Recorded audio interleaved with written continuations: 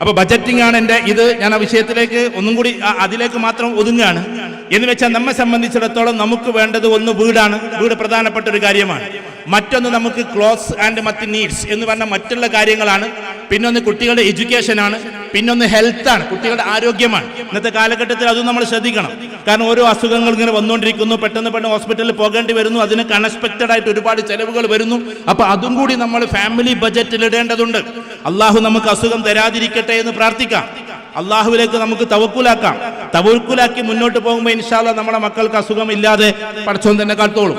ഞാനിത് അത്ര ഒരു ഇതായിട്ട് അങ്ങനെ പറയല്ല. എന്നാലും തവക്കുലാക്കുമ്പോൾ അതുണ്ടാകും ഇൻഷാ അല്ലാഹ്. നമ്മൾ അമ്മാ ബിനിഅമത്തി റബ്ബിക ഫഹദ്ദിസ് എന്നൊക്കെ പറയണല്ലോ.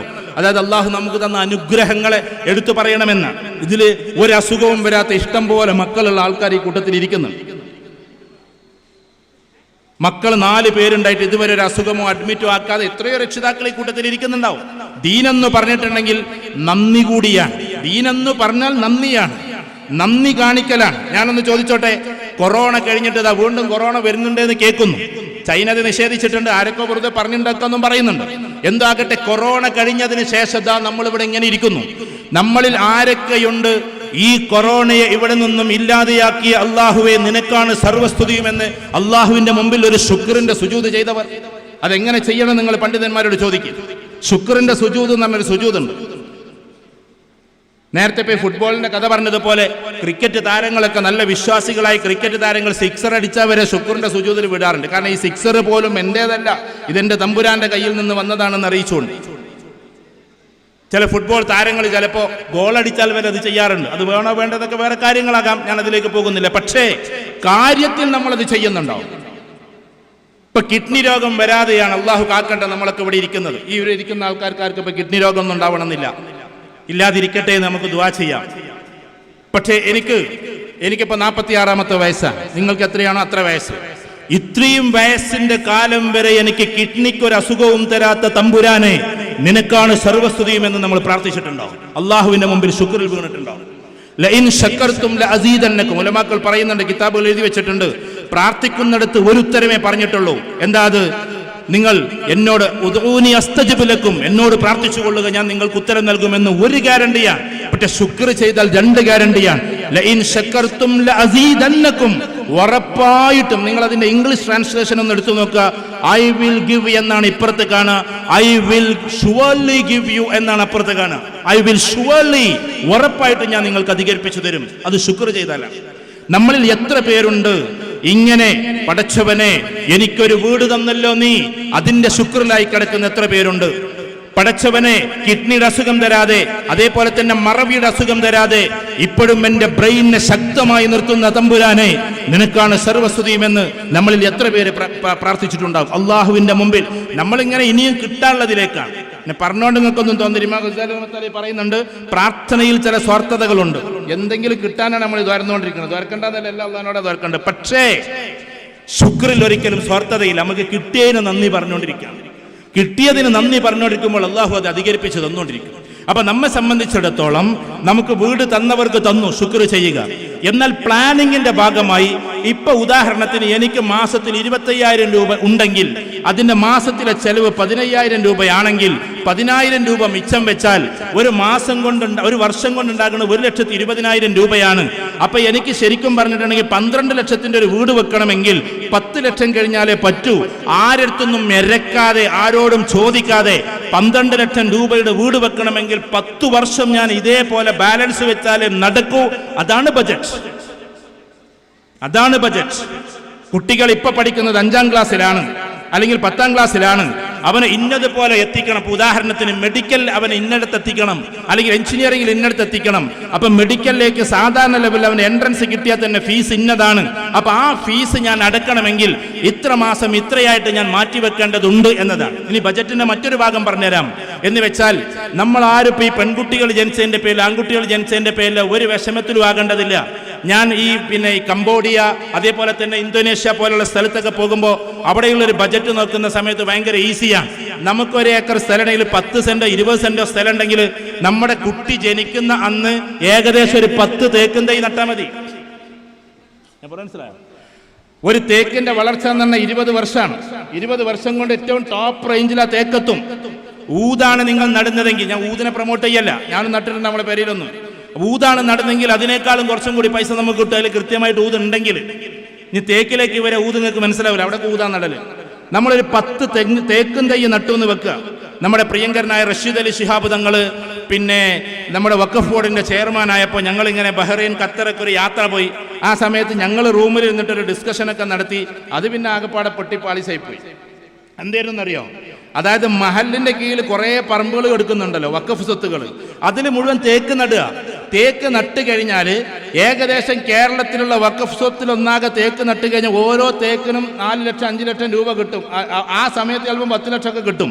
10 തേക്കുണ്ടെങ്കിൽ 1 കോടി കിട്ടും. നമ്മൾ ആ സമയത്തും കുട്ടിനെ കെട്ടിക്കാൻ പൈസ ഇല്ലയോ എന്നും പറഞ്ഞാണ് നമ്മൾ നടക്കും. നേരെ മറിച്ചിട്ട് ഒരു 10 തേക്ക് നടുകയാണെങ്കിൽ അതിനെ പരിപാലിക്കുകയാണെങ്കിൽ അത് ബജറ്റിന്റെ ഭാഗമാണ്. ഞാൻ പറയാൻ മനസ്സിലുണ്ടോ? ആ പള്ളിയിലാകട്ടെ അല്ലെങ്കിൽ നമ്മുടെ വീട്ടിലാകട്ടെ, നമുക്ക് ചിലപ്പോൾ ഒഴിഞ്ഞെടുക്കുന്ന ഒരു 10-20 സെന്റ് സ്ഥലം ഉണ്ടാവും. 20 സെന്റ് സ്ഥലത്ത് ഏറ്റവും ചുരുങ്ങിയത് ഒരു 4-5 തേക്ക് നടാം. ആ തേക്കിന് ആ കുട്ടി വലുതായി ഒരു 17-18 ആൺകുട്ടിയാകട്ടെ പെൺകുട്ടിയാകട്ടെ 18 വയസ്സാകുമ്പോഴേക്ക് നിങ്ങൾക്ക് 25 ലക്ഷം രൂപക്കെങ്കിലും ആ തേക്ക് വിൽക്കാം. അപ്പൊ നമ്മുടെ എല്ലാ ബജറ്റുകളും അങ്ങനെ നടക്കും. ഇങ്ങനെയാണ് എല്ലാ കാര്യങ്ങളും നമ്മൾ ചെയ്യേണ്ടത്. ഇപ്പൊ ഉദാഹരണത്തിന് അങ്ങനെ ഞാനൊരു ബജറ്റ് അവതരിപ്പിക്കുമ്പോൾ ബിസിനസ് പറയാമെന്ന് വിചാരിക്കണ്ട. എനിക്കാരും ഷെയറും തരില്ല, നമ്മളതിൻ്റെ ആളുമല്ല. പക്ഷേ നിങ്ങൾ വീട്ടിൽ ഏകദേശം ഒരു 50 പിന്നെ പവനുണ്ടെങ്കിൽ അത് എത്ര രൂപയുടെ ഇതാണെന്നറിയോ? എത്ര രൂപയുടെ 50 പവൻ എന്ന് പറഞ്ഞാൽ ഇപ്പോഴത്തെ വില പ്രകാരം 25 ലക്ഷം രൂപയുടെ സാധനമാണ്. അങ്ങനെ തന്നെയല്ലേ? അല്ലേ? 40 ഏകദേശം ഒരു 50 പവൻ 20 ലക്ഷം രൂപയുടേതാണ്. 2 മരക്കാളേതെടുത്തിട്ട് നിങ്ങൾ അതിങ്ങനെ അൽമാറി വെക്കുന്നതിന് പകരം നല്ല ലെവലിൽ നടക്കുന്ന ഏതെങ്കിലും ബിസിനസ്സിലിട്ടുള്ള പൊളിയരുത്. അതും കൂടി ശ്രദ്ധിച്ചോളൂ. ബജറ്റ് പറയുമ്പോൾ 2 രീതിയിലുള്ള ഇൻവെസ്റ്റ്മെന്റ് ഉണ്ട്. ഒന്ന് വേഗ് ഇൻവെസ്റ്റ്മെന്റ്, മറ്റൊന്ന് കോൺക്രീറ്റ് ഇൻവെസ്റ്റ്മെന്റ്. എന്താ വേഗ് ഇൻവെസ്റ്റ്മെന്റ് എന്ന് പറഞ്ഞാൽ? വേഗ് എന്ന് പറഞ്ഞാൽ ഇപ്പം നമ്മളിങ്ങനെ പോവുക, കാപ്പാടുന്ന റോട്ടിൽ ഇറങ്ങിയപ്പോൾ അവിടെ ഒരു ബിൽഡിംഗ് 2 ലക്ഷം എന്ന് എഴുതി വെച്ചിട്ടുണ്ട്. എന്താ വാടകക്ക് കൊടുക്കുന്നു. അപ്പൊ നമുക്ക് തോന്നി ഇവിടെ ഒരു ഹോട്ടലാണ്ട് തുടങ്ങണം. ഞാൻ ഗൾഫുകാരോടും കൂടിയാ പറഞ്ഞത്. ഗൾഫുകാരുടെ മുഴുവൻ പൈസയും പോണത് എങ്ങനെ 20 കൊല്ലം അധ്വാനിച്ചിട്ട് ആ പാവ ഒരു 30 ലക്ഷം ഉറുപ്പ്യ ഉണ്ടാക്കും. ബാക്കിയൊക്കെ ആ 30 ലക്ഷം ഉറുപ്പ്യ ഒരു ഹോട്ടൽ തുടങ്ങിയിട്ടാണ് പോണത്. ആ പോണത് 30 ലക്ഷം ഉറുപ്പ്യ അല്ല, അയാളുടെ 20 കൊല്ലത്തെ അധ്വാനം. ഗൾഫുകാർ ഏറ്റവും കൂടുതൽ ചെയ്യുന്ന ചതി ഇതാണ്. അതുകൊണ്ടാണ് കേരളത്തിലെ ബജറ്റ് പറയുമ്പോൾ 80-85% ആളുകളും അവനവന്റെ പൈസ കൊണ്ടുപോയി കുഴിച്ചിടുന്നത് വേഗ് ഇൻവെസ്റ്റ്മെന്റിലാണ്. എന്നാൽ നമുക്ക് സ്വന്തമായിട്ട് ലാൻഡ് ഉണ്ടാവില്ല, സ്വന്തമായിട്ട് ബിൽഡിംഗ് ഉണ്ടാവില്ല. ആരുടെയോ ബിൽഡിംഗ് കൊണ്ടുപോയിട്ട് അങ്ങോട്ട് തള്ളും. ആരുടെയോ ബിൽഡിംഗ് പോയിട്ട് ഞാനൊരു ഇതേമാതിരി തന്നെ ഒരു ഡിസ്പ്യൂട്ടിൽ പങ്കെടുത്തപ്പോൾ 16 കോടിയോളം രൂപ ഏതോ ഒരു ടൗണിലെ ബിൽഡിംഗ്, ഇന്ന ടൗൺ എന്ന് പറഞ്ഞില്ല, ഇന്ന പ്രൊജക്റ്റ് ഒന്നും പറഞ്ഞില്ല, 16 കോടി രൂപ ആരാന്റെ ബിൽഡിംഗ് പോയിട്ട് എക്സ്റ്റീരിയറും ഇന്റീരിയറും ചെയ്തിട്ട് വലിയ ഹോസ്പിറ്റൽ തുടങ്ങിയിരിക്കാൻ. ഈ 16 കോടി എങ്ങനെ മുതലാക്കും? അതുകൊണ്ട് അവനവന്റെ പറമ്പ്, അവനവന്റെ ലാൻഡിൽ അവനവന്റെ ബിൽഡിംഗ് ആയിട്ട് തുടങ്ങിയാൽ അതിലിനി പ്രൊജക്ട് നടന്നില്ലെങ്കിലും എന്താകും? സംഭവങ്ങളൊക്കെ നടക്കും. ഇതേപോലെ വ്യക്തമായി അധികം പൈസ ഇറക്കാത്ത ഏതെങ്കിലും ബിസിനസ് ഉണ്ടെങ്കിൽ അതിലിറക്കിയാൽ നിങ്ങൾ ഈ പറയുന്ന സാമ്പത്തിക സുസ്ഥിതി എന്ന് പറഞ്ഞ് കുറച്ചും കൂടി ഉഷാറിലേക്ക് പോകും. ഇനി വളരെ ശ്രദ്ധിച്ചോളൂ. ഞാനിപ്പോ ഇത് പറയുന്നത് കാപ്പാട് നിന്നിട്ടാണ്. ഇദ്ദേഹം തൊടുപുഴയിലാണ്. അതിന്റെ അപ്പുറത്ത് അങ്ങോട്ട് പോയി കഴിഞ്ഞാൽ അവിടെ കോട്ടയം എന്ന് പറഞ്ഞൊരു ജില്ലയുണ്ട്. ആ കോട്ടയം ജില്ല ഉടനാട് കഴിഞ്ഞാൽ തന്നെയാണത്. കോട്ടയം ജില്ലയിൽ ഇപ്പൊ എനിക്ക് മറ്റന്നാ പരിപാടി എവിടെയാണ്?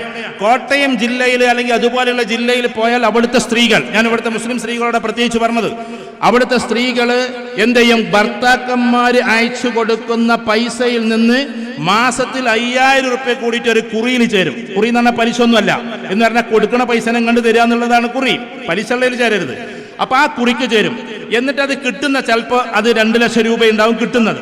ആ 2 ലക്ഷം രൂപ കൊടുത്തിട്ട് എവിടെയെങ്കിലും ഒരു 4 സെന്റ് ഭൂമി വാങ്ങിയിടും. എന്നിട്ട് എന്ത് ചെയ്യുന്ന ഒരു 4 കൊല്ലം കഴിഞ്ഞാൽ അത് വിൽക്കുമ്പോഴേക്ക് ചിലപ്പോൾ അതെന്താവും? ഒരു 10 ലക്ഷം രൂപ ആയിട്ടുണ്ടാവും. ആ 10 ലക്ഷം രൂപ കൊടുത്തിട്ട് പിന്നെ ഒരു ഭൂമി വാങ്ങിയിടും. ഞാൻ റിയൽ എസ്റ്റേറ്റ് നടത്തണം എന്നല്ല പറഞ്ഞത്. അവിടുത്തെ സ്ത്രീകളുടെ ഏറ്റവും നല്ല ഇത് അവരെ വാഴ്ത്തിക്കൊണ്ടാണ് ഞാൻ പറഞ്ഞത്. എന്നിട്ട് ഈ ഭർത്താക്കന്മാർ 20 കൊല്ലം കഴിഞ്ഞ് ഗൾഫിൽ നിന്ന് വീട്ടിലേക്ക് തിരിച്ചെത്തുമ്പോൾ ഇവര് തിരിച്ച് കയ്യിൽ കൊടുക്കുന്നത് 1 കോടി രൂപയാണ്, അല്ലെങ്കിൽ 50 ലക്ഷം രൂപയാണ്. നമ്മൾ ആളുകൾക്ക് അത് മനസ്സിലാവില്ല. നമ്മൾ എന്ത് ചെയ്യുമെന്ന് പറഞ്ഞാൽ പുയ്യാപ്പിളക്ക് വിളിക്കപ്പെടുന്നു. നമ്മൾ പുയ്യാപ്പിള എന്നല്ലേ പറയാം. അതെ, പുയ്യാപ്പിളക്ക് വിളിക്കാൻ. നിങ്ങൾ കഴിഞ്ഞ മാസം അയച്ചെന്ന് 25,000 കഴിഞ്ഞ് ഇപ്പൊ 10,000 റുപ്യ കടാണ്. ചുരുക്കി പറഞ്ഞാൽ എന്താ വാങ്ങേണ്ടതെന്ന് അറിയില്ല, എങ്ങനെ വാങ്ങേണ്ടതെന്ന് അറിയില്ല. ഒരു കല്യാണത്തിന് പോകുമ്പോൾ ഒരു ഡ്രസ്സ്, ഇപ്പുറത്ത് പോകുമ്പോൾ വേറെ ഡ്രസ്സ്, അവിടെ പോകുമ്പോൾ വേറെ ഡ്രസ്സ്. ഇങ്ങനെ ആവലൻ്റെ ഒരു തരം കാപ്പട്യമാണ്. ഞാൻ അങ്ങനെ പറഞ്ഞുകൊണ്ട് നിങ്ങൾക്കൊന്നും തോന്നരുത് കേട്ടോ. നമ്മളെ ഡ്രസ് കോഡ് ഇങ്ങനെ ഇടയ്ക്കിടയ്ക്ക് നല്ല കുപ്പായ ഇതൊക്കെ ഇടുന്നവർ മോശമെന്നല്ല പറഞ്ഞത്. ഒരേ ഡ്രസ് കോഡാണ് ലോകത്തിൽ ഏറ്റവും കൂടുതൽ ടോപ്പായ ആൾക്കാർ സ്വീകരിക്കുന്നത്. എന്തപ്പോൾ സ്ത്രീകൾക്കും അങ്ങനെ ആയി എന്ന് വിചാരിച്ചാൽ പല ഡ്രസ്സുകൾ വാങ്ങിക്കോ, പക്ഷെ കടം വാങ്ങിയിട്ട് എന്തിനാണ് നമ്മളത് ചെയ്യുന്നത്? APJ അബ്ദുൽ കലാം ഇന്ത്യയുടെ പ്രസിഡന്റ് ആയിരുന്നു, ഇന്ത്യയുടെ ഏറ്റവും ടോപ്പ് സയന്റിസ്റ്റ് ആയിരുന്നു. പക്ഷെ മൂപ്പര് മരിക്കുന്ന സമയത്ത് മൂപ്പർക്ക് 4 കോട്ടും 4 പാൻറ്റും എല്ലാം ഒറ്റ കളർ, ആഷ് കളർ മാത്രമേ മൂപ്പര് ഉപയോഗിച്ചിട്ടുള്ളൂ. നിങ്ങൾ ആരെയും നോക്കി ചിലപ്പോൾ എന്നോട് ചോദിക്കാറുണ്ട്, ഈ ജുബ്ബ എന്താ നിങ്ങൾ ഇടുന്നത്? ജുബ്ബ എന്ന് പറഞ്ഞാൽ ഇന്ത്യയുടെ പ്രസ്റ്റീജ് ഡ്രസ്സാണ്. പ്രസ്റ്റീജ്. നിങ്ങളൊരു 540-ലേറെ MP-മാരുണ്ട് പാർലമെന്റിൽ. അവിടെ പോയി കഴിഞ്ഞാൽ 500 ആൾക്കാരെ മേത്തു തന്നെ നിങ്ങൾ കാണുക. പ്രധാനമന്ത്രിയാണെങ്കിലും പണ്ടും അങ്ങനെ തന്നെയാണ്. അപ്പോൾ അതൊരു പ്രസ്റ്റീജ് ഡ്രസ്സാണ്. ഉദാഹരണത്തിന് രാഹുൽ ഗാന്ധി ഇടയ്ക്ക് ടീഷർട്ട് ഇടും, മിക്കവാറും ഇടൽ ഇത് തന്നെയാണ്. ഒരു ഉദാഹരണം പറയാം. അപ്പോൾ ഒരേ ഡ്രസ്സാകുമ്പോൾ നമുക്ക് എത്ര ഡ്രസ്സാണെന്ന് തന്നെ ചിലപ്പോൾ അറിയില്ല. ഞാൻ ഒരേ ഡ്രസ്സ് തന്നെ ഇടണം എന്നല്ല ഈ പറഞ്ഞത്. ഇപ്പം സ്ത്രീകൾ ആ കല്യാണത്തിനൊന്നിട്ട്, ഈ കല്യാണത്തിനൊന്നിട്ട്, ആ കല്യാണത്തിനൊന്നിട്ട്, ഒരു മാസത്തിൽ ഇപ്പോൾ ഈ വെക്കേഷനിലൊക്കെ 10 കല്യാണം ഉണ്ട്. 10 കല്യാണത്തിന് 10 ഡ്രസ്സ് എടുക്കാൻ നിന്നാൽ ആണുങ്ങൾ 2 ഡ്രസ്സ് എടുക്കുന്ന പൈസ കൊണ്ട് 3 ഡ്രസ്സ് എടുക്കുന്ന പൈസ കൊണ്ടാണ് ഒരു പെണ്ണിനൊരു ഡ്രസ്സ് എടുക്കുന്നത്. പെണ്ണുങ്ങളുടെ ഡ്രസ്സിനൊക്കെ 4000-5000 രൂപ വിലയാണ്. ആണുങ്ങൾ 800 രൂപേൻ്റെ ഷർട്ടും വേണമെങ്കിൽ ഇടും. ഇതിങ്ങനെ ഓരോ കല്യാണത്തിനും മാറ്റിയാൽ ഒരു മാസത്തിൽ ഒരു 4 കല്യാണം നടന്ന 20,000 രൂപയാ പൊടിയുന്നത്. ആ 20,000 രൂപ എന്ന് പറഞ്ഞാൽ ഡ്രസ്സിന് മാത്രം. നമ്മളെ ഡ്രസ്സ് കണ്ടിട്ടല്ല ആളുകൾ മാനിക്കേണ്ടത്, നമ്മുടെ ക്വാളിറ്റി കണ്ടിട്ടാണ്. ഒരിക്കലും സുകുമാർ അഴീക്കോട് ഞങ്ങളുടെ കോളേജിൽ പ്രസംഗിക്കാൻ വേണ്ടിയിട്ട് വരികയാണ്. അപ്പോൾ അദ്ദേഹത്തിൻ്റെ ഇവിടെ ഇങ്ങനെ കീറിയിട്ടുണ്ട്, ഷർട്ടിൻ്റെ ഇവിടെ ഇങ്ങനെ പിഞ്ഞി കീറിയിട്ടുണ്ട്, ഒരു മഷിയും കണ്ടിട്ട്. അപ്പോൾ ഞാനും ഫൈസൽ ബാബു ഒന്നുണ്ട്, ഞാനും ഇവിടെ നേരത്തെ രാവിലെ വന്ന ഫൈസൽ ബാബു, ഞങ്ങൾ ഒന്നിച്ചിട്ട് കുട്ടിക്കാലം മുതലേ കളിച്ചു വളർന്നവരാണ്. അപ്പോൾ ഞാനും ഫൈസൽ ബാബും കൂടി സുകുമാർ അഴീക്കോടിനോട് ചോദിച്ച്, സാർ ഈ ജുബ്ബ മാറ്റണം, കാരണം നിങ്ങളുടെ ജുബ്ബ ഇങ്ങനെ ഇവിടെ പിഞ്ഞിയിട്ടുണ്ട്, മഷിയുമായിട്ടുണ്ട്. ഉടനെ തന്നെ മൂപ്പര് പറഞ്ഞത് എന്താണെന്നറിയോ? ഞാനാണ് പ്രസംഗിക്കുന്നത്, ജുബ്ബയല്ല എന്ന്. രസകരമായ മറുപടി. ഞാനാണ് പ്രസംഗിക്കുന്നത്. അതിൻ്റെ അർത്ഥം നല്ല ഡ്രസ്സ് വേണ്ടെന്നല്ല, നിങ്ങൾ നല്ല ഡ്രസ്സൊക്കെ ഇട്ടോ. പക്ഷെ എന്തിനാണ് ആളുകളോട് മത്സരിച്ചിട്ട് ഇതിന് പോയ ഡ്രസ്സ് ഇവിടെ ഇടില്ല, ഇവിടുന്ന് പോയ ഡ്രസ്സ് അവിടെ ഇടില്ല? അതേപോലെ തന്നെ കല്യാണത്തിന് നമ്മൾ ഡ്രസ്സ് എടുക്കാൻ പോയാൽ നിങ്ങൾ കണ്ടിട്ടുണ്ടോ? ടെക്സ്റ്റൈൽസിൽ പോയി കഴിഞ്ഞാൽ പാവം അവിടുത്തെ വീട്ടുടമസ്ഥ ഉണ്ടാവും സോഫയിൽ തളർന്നിരിക്കണം. മൂപ്പർക്ക് ഇങ്ങനെ നാരങ്ങള്ളം കൊണ്ടേ കൊടുക്കും, പിന്നെ ഓർലിക്സ് കൊണ്ടേ കൊടുക്കും. കാരണം ഈ കൊണ്ടേ കൊടുക്കുന്ന ടെക്സ്റ്റൈൽസുകാരനറിയാം, ആർക്കെങ്കിലും ടെക്സ്റ്റൈൽസ് ഉണ്ടെങ്കിൽ ക്ഷമിക്കണം കേട്ടോ, അവർക്കറിയാം ഇയാൾ തളർന്നിരിക്കുകയെന്ന്. ഉള്ള നാരങ്ങള്ളം മുഴുവൻ വേണ്ടാൻ മറ്റവരെങ്ങനെയാണ് വിട്ടിട്ടുണ്ടാവും. അവരെല്ലാം സെലക്ട് ചെയ്ത് വരുമ്പോൾ ഇയാൾ ചിലപ്പോൾ ആകെ 1 ലക്ഷം രൂപക്ക് എടുക്കാമെന്ന് വിചാരിച്ചു കാണാൻ 2.25 ലക്ഷം 2.25 ലക്ഷം എന്നൊക്കെ പറഞ്ഞുകൊണ്ട് കല്യാണത്തിൻ്റെത്. അപ്പം എന്താ, ഒരു വീട്ടിൽ കസിൻസും അവരവരൊക്കെ ഉണ്ടെങ്കിൽ നല്ലതാണ്. യൂണിറ്റിക്കും നല്ലതാണ്. പക്ഷേ ഒരേ വീട്ടിൽ 50 ആൾക്കാരുണ്ടെങ്കിൽ 50 ആൾക്കാർക്ക് ഒരേ ഡ്രസ്സ്. ആ കല്യാണം കഴിഞ്ഞാൽ പിന്നെ അവരത് ഇടൂല. ചുരുക്കി പറഞ്ഞാൽ ഇതിനു വേണ്ടിയിട്ട് എത്രയോ പൈസ നമ്മൾ ചെലവാക്കുകയാണ്. ഞാൻ കുറ്റപ്പെടുത്തല്ല. ഇങ്ങനെ ചെലവാക്കി ആളുകളോട് മത്സരിച്ചിട്ട് എങ്ങട്ടാ നമുക്ക് പോകാനുള്ളത്? നേരെ മറിച്ചിട്ട് കുറഞ്ഞ പൈസൻ്റെ, ഇപ്പോൾ ഉദാഹരണത്തിന് ഒരു 200 രൂപയ്ക്കൊക്കെ ജുബ്ബ കിട്ടുന്നുണ്ടെങ്കിൽ നമ്മൾ നിരത്തി 50 എടുത്തിട്ട് വലിയ കുഴപ്പമൊന്നുമില്ല. ഇത് 2000-ന്റെ 3000-ന്റെ രൂപയൊക്കെ ആക്കിയിട്ട് എല്ലാ കുട്ടികളും ഇത് പൈസക്കാർ ചെയ്യും. കാസർഗോഡുള്ള ഒരു സമ്പന്നൻ, മുസ്ലിം ലീഗിന്റെ പരിപാടി ഇല്ലാത്തതുകൊണ്ട് ഞാൻ പറയാം, മുസ്ലിം ലീഗിൽ പെട്ടിട്ടുള്ള അന്നത്തെ ഒരു നിയമം ഉണ്ടായിരുന്നു. എന്താണെന്ന് വെച്ചാൽ, അതായത് ആർഭാട കല്യാണം പാടില്ലാന്ന്. ഞാൻ ആ പരിപാടിക്ക് ദുബായിൽ പോയിരുന്നു. അന്ന് കാസർഗോഡിലെ വലിയൊരു സമ്പന്നൻ പറഞ്ഞത്, എൻ്റെ കല്യാണത്തിന് 48 ലക്ഷം രൂപയുടെ ഭക്ഷണം ഞാൻ ഏൽപ്പിച്ചത്, അത് മുഴുവൻ ഞാൻ പാവങ്ങൾക്ക് വിതരണം ചെയ്യാണ്, ഞാൻ ആ ഭക്ഷണം ഉണ്ടാക്കണില്ല എന്ന് അന്ന് അവിടുന്ന് പ്രഖ്യാപിച്ചു. വ്യക്തിയുടെ പേര് ഞാൻ പറഞ്ഞില്ല. ദുബായിൽ വെച്ചിട്ട് 48 ലക്ഷം രൂപക്കാണ് മൂപ്പര് ഫുഡ് ഏൽപ്പിച്ചിട്ടുള്ളത്. അപ്പൊ അങ്ങനെ അത് അദ്ദേഹം അത്ര വലിയ സമ്പന്നനായതുകൊണ്ട് നടക്കുകയാണ്. അദ്ദേഹം 48 ലക്ഷം രൂപയുടെ ഫുഡ് ഉണ്ടാക്കിയെന്നും പറഞ്ഞുകൊണ്ട് 4 ലക്ഷം പോലും കയ്യിലില്ലാത്ത നമ്മൾ 20 ലക്ഷം രൂപയുടെ ഫുഡ് കൊടുക്കാൻ പോയാൽ എങ്ങനെ ഉണ്ടാവും? അവിടെ നമ്മെ സംബന്ധിച്ചിടത്തോളം മത്സര ബുദ്ധി എന്ന് പറയുന്നത് നിർത്തുക. നമ്മുടെ ബുദ്ധി ഏതായിരിക്കണം? ഏറ്റവും കൂടുതൽ സേവിങ്സിലായിരിക്കണം ഉണ്ടാക്കേണ്ടത്. പിശുക്ക് പാടില്ല. ഇസ്ലാമിൽ ധൂർത്തും പാടില്ല, പിശുക്കും പാടില്ല. അഥവാ പിശുക്കത്തരവും പാടില്ല, ധൂർത്തും പാടില്ല. രണ്ടുമില്ലാതെ അതിന്റെ സമവായത്തിൽ നിൽക്കാൻ, അതിന്റെ ഒരു മധ്യസ്ഥമായ അവസ്ഥയിൽ നിൽക്കാൻ നമുക്ക് പറ്റണം. അവിടെ നമ്മൾ ലക്ഷ്യം വെക്കേണ്ടത് നമ്മളിൽ എത്ര ഇൻവെസ്റ്റ് ചെയ്യുന്നു എന്നതാണ്. ഈ ലോകത്തിൽ ഏറ്റവും കൂടുതൽ ഇൻവെസ്റ്റ് ചെയ്യേണ്ടത് കാറിനോ വീടിനോ ഒന്നിനുമല്ല, നമ്മളിൽ എത്ര ഇൻവെസ്റ്റ് ചെയ്യുന്നു. ഫോർ എക്സാമ്പിൾ, നിങ്ങൾ ബിസിനസ്സുകാരാണോ, IIM-ന്റെ ഒരു കോഴ്സ് ചെയ്യാൻ ഒരു പക്ഷെ 1 ലക്ഷം രൂപ വരും. അത് കൊടുത്തിട്ട് IIM-ന്റെ കോഴ്സ് നിങ്ങൾ ചെയ്യണം. കാരണം എന്താണെന്നറിയോ, ആ കോഴ്സ് ചെയ്യുന്നതിലൂടെ നിങ്ങളുടെ ബിസിനസ്സിനെ കൂടുതൽ ഉയർത്താൻ നിങ്ങൾക്ക് പറ്റും. അങ്ങനെ അവനവനിലായി ഇൻവെസ്റ്റ് ചെയ്യേണ്ടത്. അത് ഷർട്ടിന് വേണ്ടിയാവരുത്, കാറിന് വേണ്ടിയാവരുത്, വീടിന് വേണ്ടിയാവരുത്. പകരം നമ്മുടെ ബ്രെയിന് കൂട്ടാൻ, നമ്മുടെ ഉയർച്ച കൂട്ടാൻ, നമ്മുടെ ശക്തി കൂട്ടാൻ, അഥവാ നമ്മുടെ ചിന്താശേഷി കൂട്ടാൻ ട്രെയിനിങ്ങിന് പോകേണ്ടി വന്നാൽ അതിനൊക്കെ നമുക്ക് പൈസ ചെലവാക്കാം. അത് നമുക്ക് ഉപകരിക്കും. അത് നമുക്ക് എന്താക്കും? ഉപകരിക്കും. ഇപ്പൊ ഉദാഹരണത്തിന് ഉസ്താദുമാരാന്ന് വിചാരിക്കും, കിതാബി അറബി പഠിച്ചു, മാഷാ അല്ലാഹ്. ഇവിടെ അറബിയിൽ പിന്നെ നവാത്തി ഖുത്തുബന്റെ ഏടില്ലാതെ പിന്നെ കുത്തുപോകുന്ന ആളാണ് നമ്മുടെ നദ്വി സാഹിബ്. ഞങ്ങൾ ഒരുപാട് കാലം കണ്ടതാണ്. ചില ഉസ്താദുമാർക്ക് ചിലപ്പോൾ അറബി സംസാരിക്കാൻ കുറച്ച് പ്രയാസമായിരിക്കാം. ഞാൻ അങ്ങനെ പറഞ്ഞുകൊണ്ടൊന്നും തോന്നരുത്. കിതാബി അറബിയിൽ ഭയങ്കര ഡെപ്തായിരിക്കാം, പക്ഷേ ഒരു അറബിയിൽ പ്രസംഗിക്കാനുള്ള കഴിവ് ചിലപ്പോൾ ഉണ്ടാകൂല. അപ്പൊ അങ്ങനെ വരുന്ന സമയത്ത് അറബി പഠിക്കാൻ വേണ്ടിയിട്ട് 1-2 മാസം സംസാരശേഷിയുടെ അറബി പഠിക്കാൻ വേണ്ടിയിട്ട് അവർ ചിലപ്പോൾ ഒരു 20,000-25,000 രൂപ ചെലവാക്കേണ്ടി വന്നാൽ അതിനുവേണ്ടി പോകണമെങ്കിൽ പോകണം. എത്ര പൈസ ഇല്ലെങ്കിൽ ഉണ്ടാക്കിയിട്ട് പോകണം എന്നാണ് ഞാൻ പറയാം. കാരണം അറബിയിൽ തന്നെ ക്ലാസ് എടുക്കണം. നദ്വ അതിന്റെ വലിയ നദ്വിയാണ്. നദ്വന്റെ പ്രത്യേകത എന്താണെന്ന് പറഞ്ഞാൽ അറബിയിലാണ് സത്യത്തിൽ അവിടെ ക്ലാസ് എടുക്കുന്നത് ഒരു ബാച്ച്. അതുകൊണ്ട് അറബി കൂടുതൽ സംസാരിക്കുന്ന കുട്ടികളായിട്ട് അവർ ഇറങ്ങുക.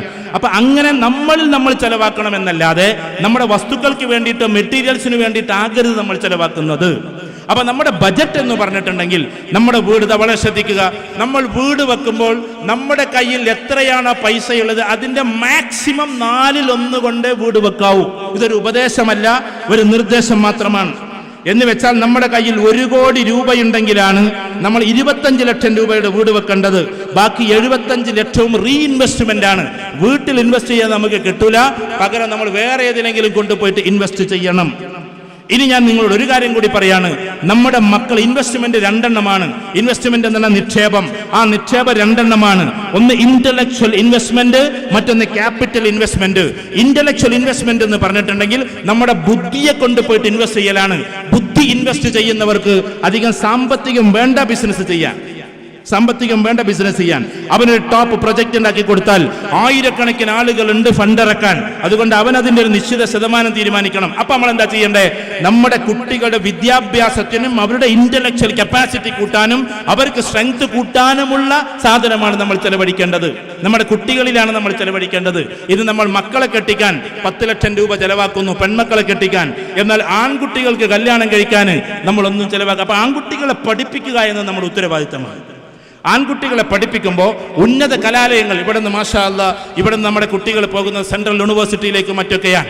ഇനി ഞാൻ പറയും, ഇവിടുന്ന് അങ്ങനെ ഉണ്ടാവും. ഷാഹിദൊക്കെ നേതൃത്വം കൊടുക്കുന്നത് കൊണ്ട് അങ്ങനെ ഉണ്ടാകട്ടെ എന്ന് നമ്മൾ പ്രാർത്ഥിക്കുന്നു. എന്ന് വെച്ചാൽ കാംബ്രിഡ്ജ്, ഓക്സ്ഫോർഡ് പോലെയുള്ള ഉന്നത കലാലയങ്ങൾ നമ്മുടെ കുട്ടികൾ പോയി പഠിക്കണം എന്നതാണ്. അപ്പൊ അതിന് ചിലപ്പോൾ കുറച്ച് എക്സ്പെൻസ് ഒക്കെ വരുമായിരിക്കാം. അതിന് വേണ്ടിയിട്ടുള്ള ബജറ്റാണ് നമ്മൾ കാണേണ്ടത്. അതിന് വേണ്ടിയിട്ടുള്ള ബജറ്റാണ്. അപ്പൊ നമ്മളെ സമയത്തിന് ഇനി 15 മിനിറ്റ് മാത്രമേ, 4 മണിക്ക് തുടങ്ങി 5 മണിക്ക് അവസാനിപ്പിക്കും നമ്മൾ. എന്ന് വെച്ചാൽ നമ്മെ സംബന്ധിച്ചിടത്തോളം ഈ ഒരു രീതിയിൽ നമുക്ക് കിട്ടാവുന്നതിൽ വെച്ച് ഏറ്റവും നല്ല ഫണ്ടുകൾ വരികയും അതിനെ നമ്മുടെ ടോട്ടൽ ഫണ്ട് എങ്ങനെ വരുന്നു, ടോട്ടൽ എക്സ്പെൻസ് എത്രയുണ്ട്, ബാലൻസ് കൊണ്ട് എന്തൊക്കെ ഗോള് നമ്മൾ സെറ്റ് ചെയ്യണം. ആ ഗോളിൽ ഒന്ന് നമ്മുടെ വീടാണ്, മറ്റൊന്ന് നമ്മുടെ കുട്ടികളുടെ വിദ്യാഭ്യാസമാണ്, മറ്റൊന്ന് നമ്മുടെ നെക്സ്റ്റ് പ്രൊജക്റ്റാണ്. എന്ന് വെച്ചാൽ നമ്മൾ അടുത്ത ബിസിനസ് എന്താണ് ചെയ്യേണ്ടത്. ഞാൻ എൻ്റെ പെൺകുട്ടികളോട് പറയാണ്, കഴിഞ്ഞ പ്രാവശ്യം കൊറോണ വന്ന സമയത്ത് മാസ്ക് നമ്മളൊക്കെ ധരിച്ചു. പക്ഷേ ഇന്ത്യയിലെ ഏറ്റവും ടോപ്പ് മാസ്കുകൾ ധരിച്ചത്, ഏറ്റവും വില കൂടിയ മാസ്കുകൾ ധരിച്ചത്, വ്യക്തിയുടെ പേര് പറഞ്ഞുകൊണ്ട് നിങ്ങൾക്കൊന്നും തോന്നരുത്, പത്രങ്ങളിൽ വന്നതാണ്, ഷാറൂഖ് ഖാനും അമീർ ഖാനും അമിതാഭ് ബച്ചനും പോലെയുള്ള ഇന്ത്യയിലെ ടോപ്പ് ലെവലിൽ നിൽക്കുന്ന വലിയ വലിയ ആൾക്കാർ വരെ ധരിച്ചത് കോഴിക്കോടുള്ള ഒരു പെൺകുട്ടിയുടെ മാസ്കാണ്. അപ്പൊ കോഴിക്കോടുള്ള പെൺകുട്ടിയുടെ മാസ്കിൽ ഡിഫറെന്റ് ആയിട്ട് മാസ്ക് ഉണ്ടാക്കിയത് കൊണ്ട് അതിനെ ബ്രാൻഡ് ചെയ്തു. ഷാറൂഖ് ഖാൻ വരെ അത് ഇട്ടു എന്ന, ഷാറൂഖ് ഖാൻ വലിയ ആളായിട്ട് പറയില്ല, എന്നാൽ അവർ വരെ അത് ഇട്ടു എന്നുള്ളതാണ്. അത് വീട്ടിന്റെ ഉള്ളിൽ വെച്ചിട്ടുണ്ടാക്കിയ സാധനമാണ്. നമ്മുടെ കുട്ടികൾ ഇനി ബ്രെയിൻ ഇൻവെസ്റ്റ് ചെയ്യേണ്ടത് അവിടെയാണ്. എങ്ങനെ പുതിയ സാധനങ്ങൾ ഉണ്ടാക്കാം.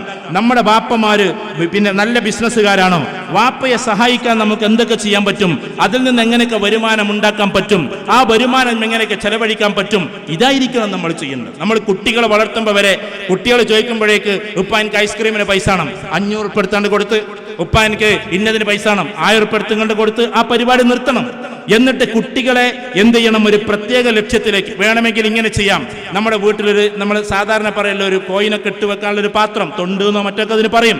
ഈ സാധനത്തിൽ ഇടിയിക്കണം നമ്മളെ കുട്ടികളെ കൊണ്ട്.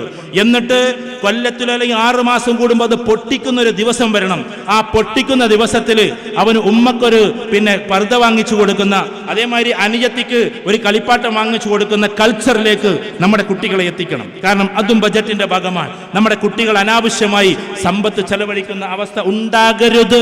അതിനുവേണ്ടി കുട്ടികളെ നമ്മൾ അങ്ങനെ ക്ലിയർലി കൊണ്ടുവരണം. പിന്നെ നമ്മുടെ കുട്ടികൾക്ക് കൊടുക്കേണ്ടത്, നമ്മുടെ കുട്ടികൾ എന്ത് ചെയ്യണമെന്ന് പറഞ്ഞാൽ, നമ്മുടെ വീട്ടിൽ എന്തെങ്കിലും ഒരു ജോലി ചെയ്യുന്നുവെങ്കിൽ കൂലി കൊടുക്കണം എന്നല്ല നമ്മൾ പറഞ്ഞത്, ഇടയ്ക്കൊരു ഗിഫ്റ്റായിട്ട് കാര്യങ്ങൾ കൊടുക്കണം. ഉദാഹരണത്തിന് നമ്മൾ നാട്ടിൽ ചെയ്യുന്ന ഒരു ചെറിയ പരിപാടിയുണ്ട്. 10-30 കുട്ടികളെയും കൊണ്ട് കടപ്പുറത്തേക്ക് കുളിക്കാൻ വേണ്ടിയിട്ട് പോകും, ചെറിയ മക്കള്. ആ മക്കൾക്ക് പോകുന്ന സമയത്ത് നമ്മൾ ഓട്ട മത്സരം നടത്തും. കടപ്പുറത്ത് ഓട്ട മത്സരം നടത്തിയിട്ട് അതിൽ 50 റുപ്യ 100 റുപ്യൊക്കെ സമ്മാനം കൊടുക്കും. അങ്ങനെ 100 റുപ്യ മാക്സിമം, 50 റുപ്യൊക്കെ സമ്മാനം. അവർക്ക് സമ്മാനം കിട്ടിയ വകയായി എന്നിട്ട് തിരിച്ചു വരുമ്പോൾ ഐസ്ക്രീം ഷോപ്പിൽ കയറും, അവർക്ക് ഐസ്ക്രീം ഒക്കെ വാങ്ങിച്ചു കൊടുക്കും. നമുക്കല്ല ലാഭമായി. അല്ലെങ്കിൽ ഇവരായിട്ട് പോയാൽ 30 കുട്ടികൾക്ക് ഇത് വാങ്ങിച്ചു കൊടുക്കണം, 3000 റുപ്യ നമ്മൾ ചിലവാകും. എന്നാൽ അത് അവർക്ക് സമ്മാനം കൊടുത്ത് അവരെ കൊണ്ട് ഓട്ട മത്സരം നടത്തിച്ച് 2 മണിക്കൂർ മത്സരങ്ങളൊക്കെ കഴിഞ്ഞ് തിരിച്ചു വരുന്ന സമയത്ത് അവർക്ക് സമ്മാനമായിട്ട് ഐസ്ക്രീം വാങ്ങിച്ചു കൊടുക്കണം. ഇങ്ങനെ കുട്ടികളെ ഒരു പ്രത്യേക കാര്യം ചെയ്താൽ സമ്മാനം വാങ്ങിക്കുന്ന രീതിയിലാണ് നമ്മൾ കാര്യങ്ങൾ കൊടുക്കേണ്ടത്. ഫ്രീ ആയിട്ട് പൈസകൾ കൊടുക്കല്ലേ. കുട്ടി സൈക്കിൾ വേണമെന്ന് പറയുമ്പോൾ, ആയിക്കോട്ടെ മോനെ, നീ ഇതാ ഇന്നതൊക്കെ ചെയ്താൽ ഞാൻ എന്താക്കാം, നിനക്ക് നല്ലൊരു സൈക്കിൾ വാങ്ങിച്ചു തരാം. ഒരു കണ്ടീഷൻ വെച്ചിട്ട് നമ്മൾ ചെയ്താൽ കുട്ടി അതിലേക്ക് എന്തായിരിക്കും, ശ്രദ്ധിക്കും. ഞാൻ എന്നാൽ കോഴിക്കോട് പോയപ്പോൾ കോഴിക്കോടിലൊരു കുട്ടി എന്നോട് പറഞ്ഞത്, ഉപ്പച്ചി എനിക്ക് സൈക്കിൾ വാങ്ങിച്ചു തരാൻ പറഞ്ഞിട്ട് ഗിയർ വൈ സൈക്കിൾ എത്ര പൈസ ആകും അതിനൊന്ന് ചോദിച്ചു. അപ്പം എന്നോട് പറഞ്ഞു 12,000 രൂപ ആവും. എന്താ വാപ്പ തന്ന കണ്ടീഷൻ എന്ന് വെച്ചു. വാപ്പ നമ്മളൊരു വിദ്യാർത്ഥിയും കൂടിയാണ്, പഴയകാല വിദ്യാർത്ഥിയാണ്. അപ്പോൾ അദ്ദേഹം പറഞ്ഞ കാര്യം ഇതാണ്, നീ SSLC എല്ലാറ്റിലും A+ വാങ്ങിയാൽ ഞാൻ നിനക്ക് ഗിയർ സൈക്കിൾ വാങ്ങിച്ചു തരാം. ഇങ്ങനെ കണ്ടീഷൻ വെച്ചിട്ട്, എല്ലാറ്റിലും കണ്ടീഷൻ വെക്കരുത്, എന്നാലും കണ്ടീഷൻ വെച്ചിട്ട് മുന്നോട്ട് പോകണം. അപ്പൊ ചുരുക്കി പറഞ്ഞാൽ, ഭാവിയിൽ നമ്മുടെ ഗോളുകൾ, നമ്മൾ ഏതൊക്കെ ബിസിനസ് തുടങ്ങണം, ബിസിനസ് ചെറിയ രീതിയിൽ എങ്ങനെ തുടങ്ങണം, വലിയ രീതിയിൽ എങ്ങനെ തുടങ്ങാം, അത് നമുക്ക് ബജറ്റ് ഉണ്ടെങ്കിൽ എങ്ങനെയൊക്കെ ചെയ്യണം, ഇങ്ങനെ നമ്മൾ കൂടി ഇവരെ സഹായിക്കുന്ന ആളുകളാകണം. ഫോർ എക്സാമ്പിൾ, നിങ്ങളിപ്പോൾ പെൺകുട്ടികളാകട്ടെ ആൺകുട്ടികളാകട്ടെ, ചില കമ്പനികളിൽ ഡാറ്റ എൻട്രി എന്ന് പറയുന്ന ഒരു സംഭവമുണ്ട്. ഡാറ്റ എൻട്രി നിങ്ങളെ വീട്ടിൽ കമ്പ്യൂട്ടർ ഉപയോഗിക്കാൻ 3 പെൺകുട്ടികൾക്ക് അറിയുമെങ്കിൽ ഏറ്റവും ചുരുങ്ങിയ നിങ്ങൾ ടോപ്പ് കമ്പനിക്ക് ഡാറ്റ എൻട്രി ചെയ്തു കൊടുത്താൽ 20,000-25,000 രൂപ ഒരു ശമ്പളം തരും. അത് നമ്മൾ വീട്ടിലിരുന്ന് ചെയ്താൽ മതി. നിങ്ങൾ അവരും കാണൂല, അവർ നമ്മളെയും കാണൂല. ഡാറ്റ എൻട്രിയുമായി ബന്ധപ്പെട്ടുള്ള ജോലി നിങ്ങൾക്ക് വേണമെങ്കിൽ പ്രവേശിക്കാം. 3 പെൺകുട്ടികൾ വീട്ടിലെങ്കിൽ 75,000 രൂപ ശമ്പളം തരും. നല്ല നല്ല കമ്പനികൾ അതിന് വേണ്ടിയിട്ട് കാത്തിക്കുക. പക്ഷെ എന്താ വേണ്ടത്, സ്പീഡ് ടൈപ്പിംഗ് വേണം, നല്ല ലാംഗ്വേജ് വേണം. ഇത് രണ്ടും പഠിപ്പിച്ചു കൊടുത്താൽ നമുക്ക് വീട്ടിൽ തന്നെ ഒതുങ്ങിക്കൂടാം. വീട്ടിൽ നമ്മൾ ജോലിയും കുട്ടികളെ നോക്കലും അതിൻ്റെ കൂട്ടത്തിൽ 2-3 മണിക്കൂർ ഇതിനു വേണ്ടി ചെലവഴിക്കാം.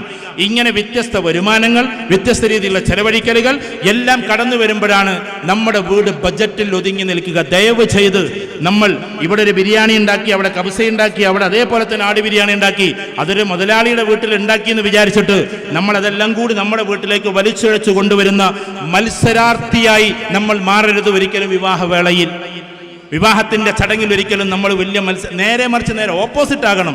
നന്നായിട്ടുള്ള ആളുകൾ തന്നെ മറ്റുള്ളവർക്ക് മാതൃകയാക്കി നിന്നു കൊടുക്കാൻ പറ്റണം. ഇങ്ങനെ വ്യത്യസ്തമായ ഭാഗങ്ങളിലൂടെ നമ്മുടെ ബജറ്റിനെ വളരെ ഷോർട്ടാക്കി പറയുന്നു. ആദ്യം നമ്മുടെ വരുമാനത്തെ കണക്കൂട്ടുക, ചെലവുകൾ എത്ര വരുന്ന കണക്കൂട്ടുക, ഇൻ ബിറ്റ്വീൻ അതിൻ്റെ ഉള്ളിൽ എത്ര പൈസ ഉണ്ടെന്ന് നോക്കുക. ആ പൈസയെ നമ്മളൊരു ഗോളിലേക്ക് കൊണ്ടുപോവുക. ഗോൾ എന്ന് പറഞ്ഞിട്ടുണ്ടെങ്കിൽ കുട്ടികളുടെ വിദ്യാഭ്യാസം, അവരുടെ ഹെൽത്ത്, അതേപോലെ തന്നെ നമ്മുടെ വീട്. അത് കഴിഞ്ഞാൽ പിന്നെ നെക്സ്റ്റ്, വാട്ട്സ് നെക്സ്റ്റ്, അഥവാ അടുത്ത നമ്മുടെ സ്റ്റെപ്പ് എന്താണ്. ഉദാഹരണത്തിന് ജോലി ചെയ്യുന്ന ആളുകൾ ചെറുതായിട്ട് എന്തെങ്കിലും ഒരു ബിസിനസ് തുടങ്ങുക. അതിന് നിങ്ങൾ റിച്ച് ഡാഡ് പൂവർ ഡാഡ് എന്ന് പറയുന്ന ഒരു പുസ്തകമുണ്ട്. ആ പുസ്തകം ആർക്കെങ്കിലും കഴിയുന്നവർ വായിച്ചോ. അതിൽ 4 ഭാഗങ്ങൾ പറയുന്നുണ്ട്. ജോലി എന്ന് പറഞ്ഞാൽ ഏറ്റവും താഴെയുള്ളതാണ്. അതിന്റെ മുകളിൽ എന്താണുള്ളത്, സെൽഫ് എംപ്ലോയ്മെന്റ്, അഥവാ നമ്മൾ തന്നെ ഒരു കടയോ ഷോപ്പോ തുടങ്ങലാണ്. അതിന്റെ മുകളിൽ ബിസിനസ് ആണ്. അതിന്റെ മുകളിൽ ഇൻവെസ്റ്റർ ആകലാണ്. അഥവാ ഇൻവെസ്റ്റർ ആകണമെങ്കിൽ ആദ്യം നമ്മൾ ഏൺ ചെയ്യണം എന്നതാണ്. 4ാമത്തെ കാറ്റഗറിയാണ് ഇൻവെസ്റ്റർ.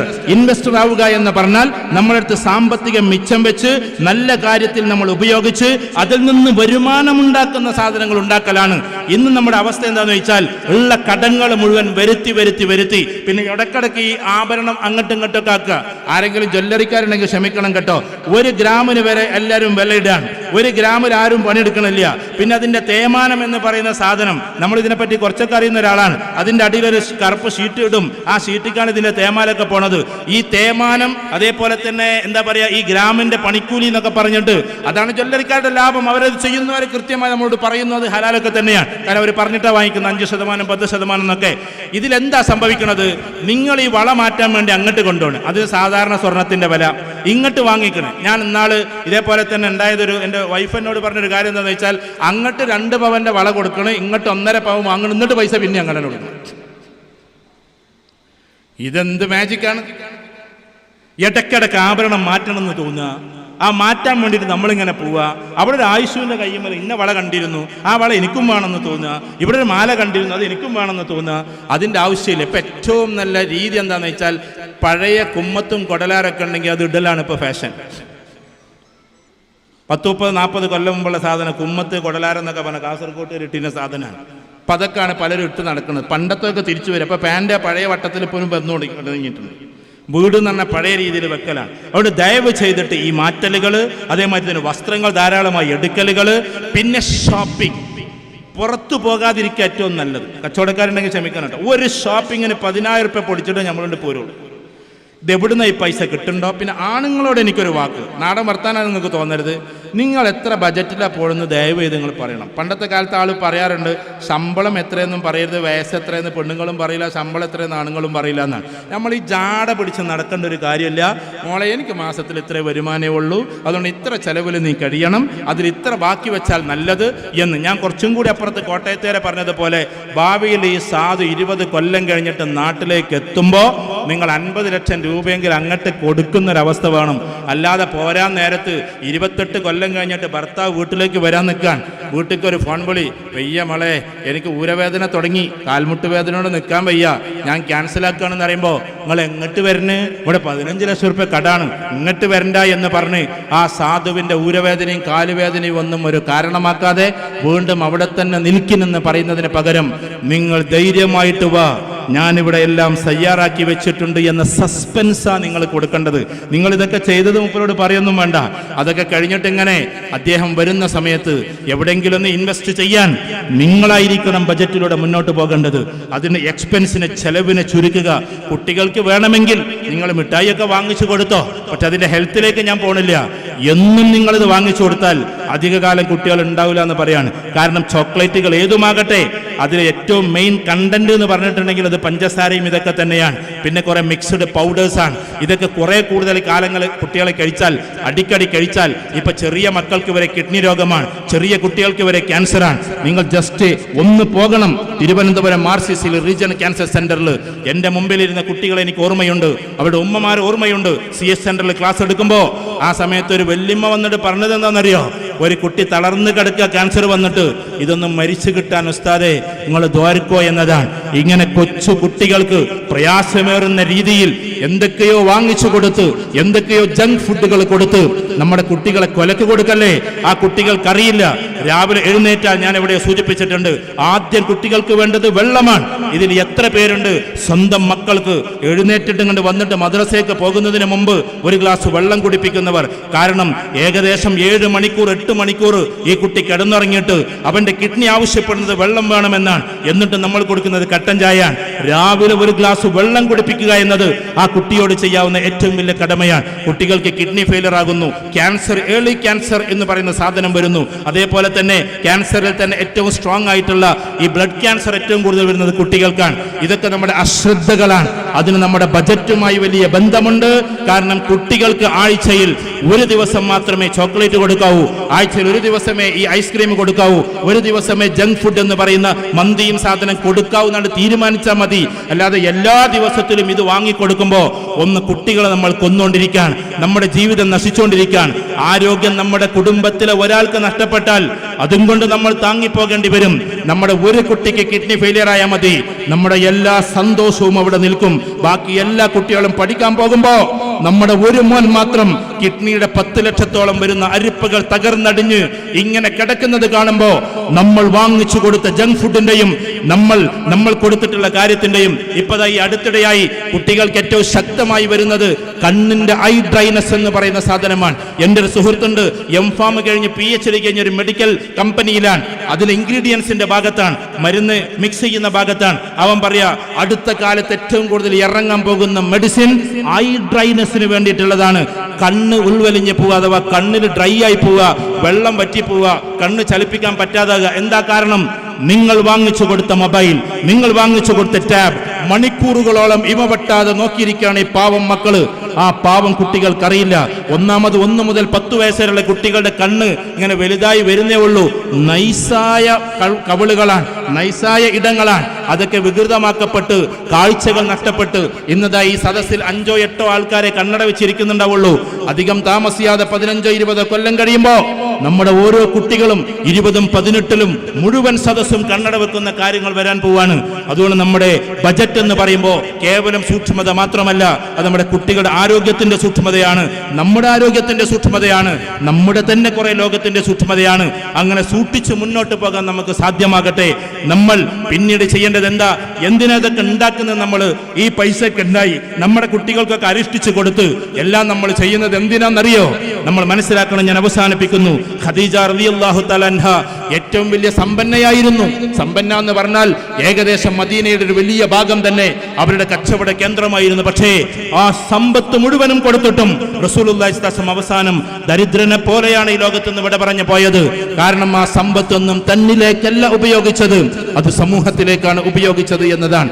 അതുകൊണ്ട് ഇതുപോലെ നമ്മുടെ കുട്ടികൾക്ക് ഇതൊക്കെ വാങ്ങിച്ചു കൊടുത്ത് അവർ അപകടത്തിലേക്ക് കൊണ്ടുപോകുന്നതിന് പകരം അവർക്ക് ടാബ് മാറ്റി പിന്നെയും ടാബ് മാറ്റി പിന്നെയും ടാബ് മാറ്റി 6 വയസ്സാകുമ്പോഴേക്ക് 6 ടാബ് ഉപയോഗിച്ചിട്ടുണ്ടാവും നമ്മുടെ കുട്ടികൾ.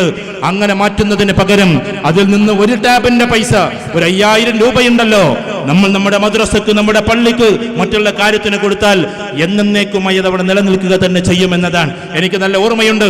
ഞങ്ങളുടെ മഹലിന്റെ തൊട്ടപ്പുറത്തെ മഹല്, ആ മഹല്ലില് മാത്രം പൈസ എടുത്തിട്ട് കയറ്റുന്ന പള്ളിയാണ്. ഞാൻ അവിടുത്തെ പ്രസിഡന്റിനോട് ചോദിച്ചു, ഞങ്ങളടുത്ത് നിന്ന് എന്തെങ്കിലുമൊക്കെ, ഞാൻ ആ ഭാഗത്ത് നിന്ന് വിവാഹം കഴിച്ചത്, അതുകൊണ്ട് ഞാൻ ചോദിച്ചു, പിന്നെ എന്തെങ്കിലും നിങ്ങളൊന്ന് ഞങ്ങളടുത്ത് നിന്ന് സ്വീകരിക്കോ? ഇല്ല, വേറൊരു മഹല്ലേരടുത്ത് നിന്ന് സ്വീകരിക്കുന്നില്ല, ഞങ്ങളെ മഹല്ലേരെന്നെ മൊത്തത്തിൽ എടുക്കുന്നത്.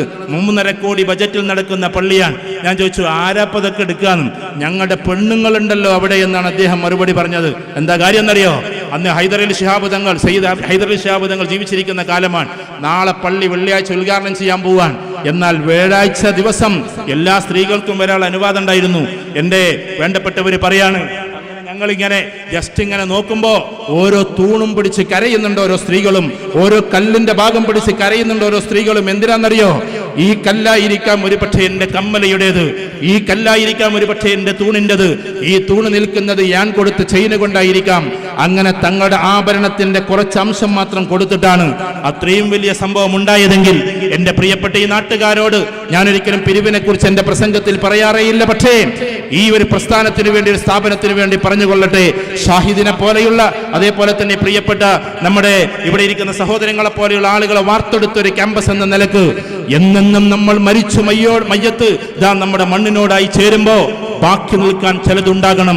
ഇങ്ങനെ മയ്യത്ത് കൊണ്ടുപോകുമ്പോ ഞാൻ ഇത്ര ഐസ്ക്രീം കഴിച്ചിട്ടുണ്ട് എന്ന് എൻ്റെ മക്കൾ പറയൂല, ഞാൻ ഇത്രയൊക്കെ ടാബ് ഉപയോഗിച്ചിട്ടുണ്ടെന്ന് ആരും പറയൂല. പക്ഷേ ഇതിലൂടെ നമ്മുടെ മയ്യത്ത് കടന്നു പോകുന്ന ഒരു കാലഘട്ടം ഉണ്ടാകും.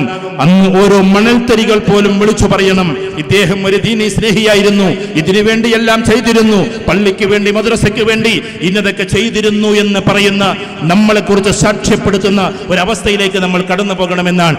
അങ്ങനെ നമ്മുടെ മയ്യത്ത് പോകുമ്പോ സന്തോഷത്തോടെ കടന്നു പോകാനാണ്. ഇവിടെയുള്ള ഓരോ കാര്യങ്ങളും ചെയ്തിട്ട് കമ്മിറ്റിക്കാർക്ക് ചെയ്യാനല്ല, ഷാഹിദിനെ പോലുള്ള ആളുകൾക്ക് ചെയ്യാനല്ല. അവരൊക്കെ വലിയ ഉയരങ്ങളിലെത്തിയ ഉദ്യോഗസ്ഥന്മാരാണ്. എന്നാൽ അത് നമുക്ക് വേണ്ടിയിട്ട് തന്നെയുള്ളതാണ്. ഓഡിറ്റോറിയം പറയുമ്പോ, മറ്റുള്ള കാര്യങ്ങൾ പറയുമ്പോ ഒരു വിമുഖതയും കൂടാതെ അത് നൽകാൻ നമുക്ക് പറ്റണമെന്നതാണ്. സ്ക്വയർ ഫീറ്റ് ആണ് പറയുന്നതെങ്കിൽ അത് പറയാൻ നമുക്ക് പറ്റണം. വേറെന്താണ് ആവശ്യപ്പെടുന്നതെങ്കിൽ അത് ചെയ്യാൻ പറ്റണം. ബജറ്റ് അങ്ങനെ ചുരുക്കിയിട്ട് ഇതിലേക്ക് ഉണ്ടാകണമെന്നല്ല ഞാൻ പറയുന്നത്. ബജറ്റ് വളരെ ശ്രദ്ധിക്കണേ. മക്കളെ ധാരാളിയാക്കരുതേ. നമ്മുടെ കിനാബുകൾക്കനുസരിച്ച് നമ്മൾ ജീവിതം ഉണ്ടാക്കരുതേ. നമ്മൾ റിയാലിറ്റിയിൽ ജീവിക്കുക എന്നതാണ്, യാഥാർത്ഥ്യബോധത്തോടു കൂടി ജീവിക്കുക എന്നതാണ്. അതിന് കൃത്യമായിരിക്കണം നമ്മുടെ ബജറ്റിന്റെ പ്ലാനിങ്. പിന്നെ പ്ലാനിങ് കഴിഞ്ഞാൽ അത് നടപ്പിലാക്കുന്നുണ്ടോ, എക്സിക്യൂഷൻ, അത് കഴിഞ്ഞാൽ പിന്നെ അതിന്റെ റിപ്പോർട്ട്. ഇങ്ങനെ കുറെ കാര്യങ്ങൾ ബജറ്റിലുണ്ട്. നമ്മളിപ്പോൾ ഉദാഹരണത്തിന് മകനെ പഠിപ്പിക്കാൻ മെനക്കെട്ടു. ഞാൻ പറയാം, എന്റെ മൂത്ത മകനെ ഇന്നത് പഠിപ്പിക്കണമെന്ന് ഞാൻ പണ്ടേ ലക്ഷ്യം വെച്ചതാണ്. അവനിപ്പോൾ മാഷാ അല്ലാഹ് അത് പഠിച്ചുകൊണ്ടിരിക്കാൻ. അതിന് ഇത്ര പൈസ വേണമെന്ന് അന്നേ നമ്മൾ കണക്കൂട്ടിയതാണ്. ആ പൈസയാണ് നമ്മളിപ്പോൾ ചെലവായിക്കൊണ്ടേയിരിക്കുന്നത്. ഇതേപോലെ 10 വർഷത്തേക്ക് നമ്മുടെ മക്കളെ വെച്ചിട്ട് നമ്മൾ ട്രെയിൻ ചെയ്യണം. നമ്മുടെ മക്കൾക്ക് വേണ്ടി കാര്യങ്ങൾ ചെയ്യണം. കടം വരാതെ, ഒരു നയാ പൈസ പോലും കടം വരാതെ സൂക്ഷിക്കാൻ നമുക്ക് സാധിക്കണമെന്നതാണ്. അങ്ങനെ അതിമനോഹരമായ ഒരു ജീവിതം കെട്ടിപ്പടുക്കണമെങ്കിൽ നമ്മൾ അഹങ്കാരത്തെയും നമ്മൾ വലിയ വലിയ കിനാബുകളെയും ഭയങ്കരമായ തനിയാവർത്തനങ്ങളെയും ഒഴിവാക്കി ജീവിതത്തെ സരളമാക്കുക, ജീവിതത്തെ സുന്ദരമാക്കുക, അതീവ ജാഗ്രതയോടെ മുന്നോട്ട് കൊണ്ടുപോവുക. ഞാൻ ഒന്നുകൂടി പറയട്ടെ, നിങ്ങൾക്ക് ബജറ്റിന്റെ മുകളിലേക്ക് കയറണമെങ്കിൽ ഞാൻ നേരത്തെ പറഞ്ഞതുപോലെ ചില വൃക്ഷങ്ങൾ നട്ടിട്ടെങ്കിലും നമ്മുടെ ജീവിതത്തെ പുഷ്ടിപ്പെടുത്താൻ നമുക്ക് സാധ്യമാകട്ടെ. മിച്ചം വെച്ചിട്ട് അതിൽ നിന്നുള്ള മിച്ചം കൊണ്ട് കുറിയിൽ പോലെയുള്ള സാധനങ്ങളിൽ ചേർന്ന് അതിനൊരു അസറ്റാക്കി മാറ്റാൻ നമുക്ക് സാധിക്കട്ടെ. അങ്ങനെ എന്നെങ്കിലും നമ്മളെ ഭർത്താക്കന്മാരൊക്കെ തിരിച്ചു വരുമ്പോ അവരെ സന്തോഷിപ്പിക്കുന്ന ഭാര്യമാരായി, മക്കളായി നമ്മൾ മാറട്ടെ എന്ന പ്രാർത്ഥനയോടെ ഈ ബജറ്റ് എന്ന് പറയുന്ന കാര്യം ഇവിടെ അവസാനിപ്പിക്കുന്നു. 4 മണിക്ക് തുടങ്ങി കൃത്യം 5 മണി. അസ്സലാമു അലൈക്കും വറഹ്മത്തുള്ളാഹി വബറകാതുഹു.